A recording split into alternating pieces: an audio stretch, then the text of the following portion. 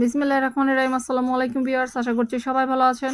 আজকে আমি আপনাদের টক ঝাল মিষ্টি আচারের একটি রেসিপি শেয়ার করব। আশা করছি আমার এই রেসিপিটা আপনাদের অনেক ভালো লাগবে। এটি খেতে খুবই সুস্বাদু, খুবই স্বাদের। তো আশা করছি আপনারা বাসায় এটি অবশ্যই ট্রাই করবেন।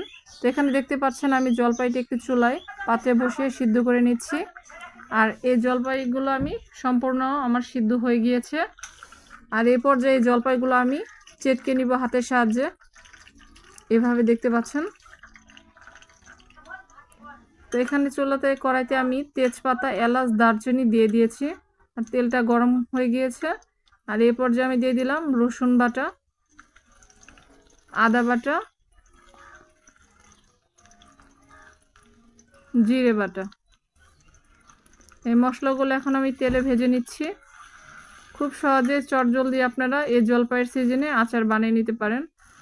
এই আচারটা খেতে খুবই স্বাদের, খুবই ভালো লাগে। তো এভাবে দেখতে পাচ্ছেন। এখন দিয়ে দিচ্ছি আমি গুড়। আপনারা চাইলে এখানে গুড়ের পরিবর্তে চিনিও ব্যবহার করতে পারেন, কিন্তু আচারের ক্ষেত্রে আমার কাছে গুড়টাই বেস্ট মনে হয়।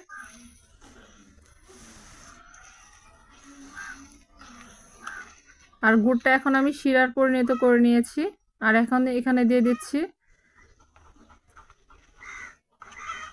5 ফোড়নের মশলা। আর এই 5 ফোড়নের মশলাটা দেওয়ার পর এখন আমি দিয়ে দিচ্ছি শুকনা মরিচের গুঁড়া। আচার তৈরির ক্ষেত্রে শুকনা মরিচ আর 5 ফোড়নের গুঁড়া এটা মাস্ট, এটা লাগবেই। আর এখন আমি দিয়ে দিচ্ছি হাতে যে চেটকে রেখেছিলাম জলপাই, সেগুলো। খুব সহজেই আপনারা এই মিষ্টি টক ঝাল মিষ্টি আচার বাসায় তৈরি করে নিতে পারেন। এই আচারটা আপনারা সংরক্ষণ করে প্রায় 3-4 মাসের মতো বাইরেই সংরক্ষণ করে নিতে পারেন। তো এইভাবে আমি কিছুক্ষণ জাল দেওয়ার পর দেখতে পাচ্ছেন ঝোলটা একদম শুকিয়ে গিয়েছে।